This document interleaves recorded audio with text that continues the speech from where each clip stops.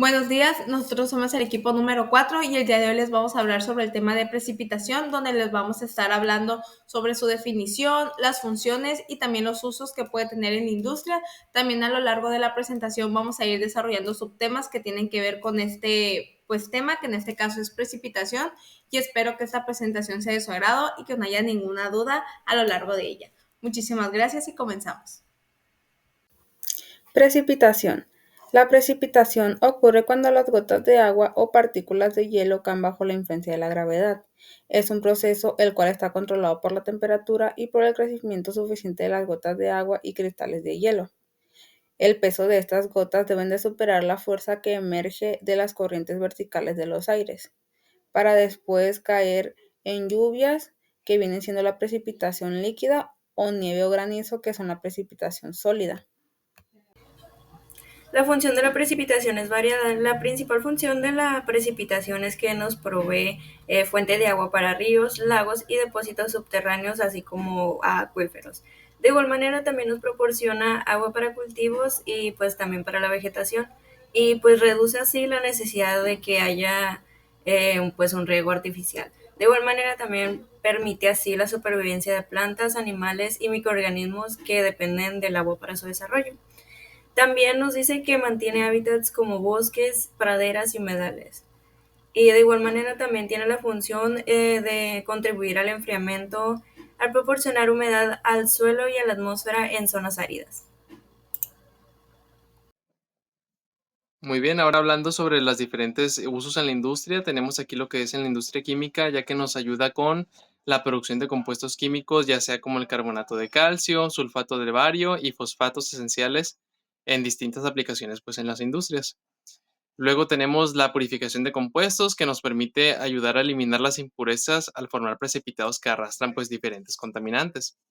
Luego lo tenemos en la industria del tratamiento de aguas, que nos ayuda principalmente a eliminar lo que son metales pesados, como lo es el plomo, cadmio o arsénico, mediante la adición de agentes precipitados. Y también nos ayuda con el control de la dureza del agua, ya que el carbonato de calcio se puede precipitar para reducir la dureza del agua. Y por último, en la industria alimentaria nos ayuda principalmente con la producción de la caseína, que se obtiene por la precipitación al acidificar la leche, y con la clarificación de los jugos, ya que al precipitar partículas o impurezas suspendidas en jugos, mejoramos la apariencia y la calidad de estos. Tenemos dos claros ejemplos, los cuales son la nieve y la lluvia. La nieve pues sabemos que son cristales de hielo.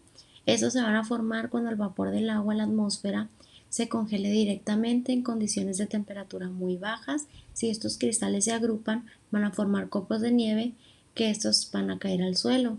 En la lluvia pues sabemos que son gotas de agua, las cuales son líquidas, y estas caen de las nubes cuando el vapor del agua en la atmósfera se va a condensar y estas gotas se vuelvan lo suficientemente pesadas y puedan superar la resistencia del aire y puedan caer. Ahora vamos a hablar sobre la definición de sedimentación, que nos dice que se trata de una operación de separación de sólido y líquido, en donde las partículas sólidas de una suspensión más densas que el fluido se separan de esta por la acción de la gravedad. Es una operación controlada por la transferencia de cantidad de movimiento. Esto nos quiere dar a entender que dependiendo, como aquí podemos ver en la forma ilustrativa, hay un envase.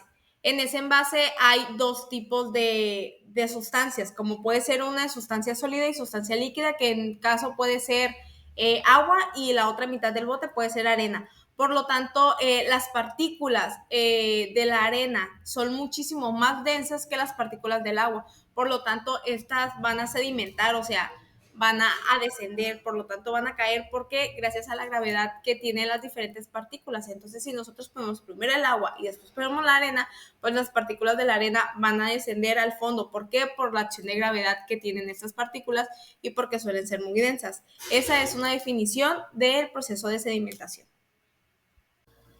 Muy bien, ahora tenemos la teoría básica de la sedimentación, que nos dice que implica que las partículas más densas en el líquido caen al fondo si no hay turbulencias que las mantengan suspendidas. Como principal ejemplo, nosotros tenemos el tratamiento de agua residual, que nos dice que hay una entrada al tanque. El agua residual con partículas suspendidas entra al tanque de sedimentación. Seguidamente tenemos un proceso de decantación en donde las partículas más densas como la arena y el lodo se depositan en el fondo del tanque debido a la diferencia de peso. También tenemos la extracción, que es el material sedimentado o pues los lodos que se retiran periódicamente. Y finalmente tenemos a la huella tratada y clarificada en la parte superior que se filtra o se somete a tratamientos adicionales. Continuamos con lo que es la solubilidad. La solubilidad es la capacidad de un cuerpo o de una sustancia determinada llamada soluto de disolverse en un medio determinado llamado solvente. Es decir, es la cantidad máxima de un soluto que un solvente puede recibir en determinadas condiciones ambientales. El soluto es la sustancia que se disuelve en un determinado solvente. Este puede ser un sólido, un líquido o un gas. Por lo general, el soluto se encuentra en menor cantidad que un solvente en una disolución. Y pues el disolvente o solvente es la sustancia en la que se disuelve determinado soluto. Este por lo general se encuentra en mayor cantidad que el soluto en una disolución. Y pues la solubilidad se puede expresar mediante unidades de concentración, tales como la molaridad o la molalidad. Muy bien, ahora hablaremos sobre la teoría básica de la solubilidad y pues los principales factores que afectan a esta. El principal es la temperatura, ya que la solubilidad de sólidos y líquidos aumenta pues conforme la temperatura aumente o descienda. Luego tenemos la presión, ya que afecta principalmente la solubilidad de los gases, ya que a una mayor presión incrementa la solubilidad del gas en el líquido, según la ley de Henry. Y por último, también afecta el pH del medio, ya que influye en la solubilidad de compuestos ácidos o básicos, ya que puede cambiar el estado de ionización. El coeficiente de sedimentación es un parámetro que se caracteriza la sedimentación de una partícula durante el proceso de centrifugación. Se define como la relación entre la velocidad de sedimentación de una partícula y la aceleración que ésta aplica durante el proceso de sedimentación. Ese tipo de coeficiente de sedimentación se puede expresar en unidades de Sanger, que esto nos da una unidad de estas es igual a la 10 a la menos 13, que se expresa en unidades de segundo. Como aquí podemos ver de una forma ilustrativa, tenemos una muestra de sangre y después tenemos el medio de densidad. Ese tubo de ensayo va a pasar por un proceso de descentrifugación, lo cual esa centrifugación va a alcanzar un coeficiente de sedimentación, lo cual se van a sedimentar las partículas que son mucho más densas. Como podemos ver en el segundo tubo de ensayo, después de la centrifugación, tenemos las células mononucleares, que son muchísimo menos densas porque esas quedan en la parte de arriba, y después en la parte de abajo tenemos los eritrocitos y todos los organismos que conforman la célula, porque esas son mucho más densas que las partículas que tenemos de las células mononucleares. Por lo tanto, estas se van a sedimentar al fondo, que es como también un proceso de precipitación, que de hecho la sedimentación y precipitación más o menos es casi lo mismo, porque pues las dos se sedimentan dependiendo la densidad que tiene cada partícula que se esté tratando. Teoría básica del coeficiente de sedimentación. El coeficiente de sedimentación se describe utilizando la fórmula de Stokes para partículas esféricas en un flujo viscoso, que es la fórmula que viene aquí, en donde viene la velocidad de sedimentación, el radio de la partícula, la densidad de la partícula, la densidad del fluido, la aceleración debido a la gravedad y la viscosidad dinámica del fluido. En este modelo solo es aplicable cuando son partículas pequeñas y el flujo es laminar. Después tenemos el coeficiente de sedimentación de una partícula o macromolécula en un medio líquido, que puede ser expresada en términos de los parámetros de operación del proceso de centrifugación, los cuales se muestran a continuación, que es esta formulita en donde viene la velocidad de sedimentación, la velocidad angular de rotación y la distancia desde el axis de rotación. En esta tabla se muestran los coeficientes de sedimentación de algunas sustancias biológicas. El subíndice 20 indica que estos valores fueron obtenidos a 20 grados Celsius. Todos estos resultados fueron obtenidos de las fórmulas que se mostraron en la diapositiva pasada. Y como materia prima tenemos lo que es el citocromo C, que nos indica que el coeficiente de sedimentación de este es de 1.17. También tenemos la alfa-amilasa con un coeficiente de sedimentación de 4.5 y el colágeno, que tiene un coeficiente de sedimentación de 6.43.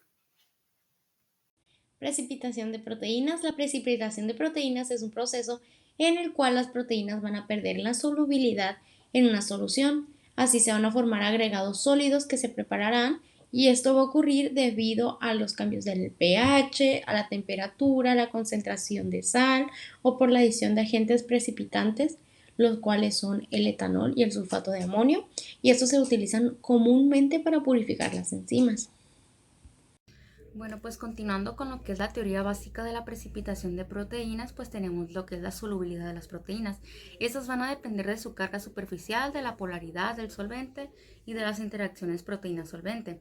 Van a ser influenciadas por la cantidad de pH, por la concentración de sales, la temperatura y pues la presencia de agentes desnaturalizantes.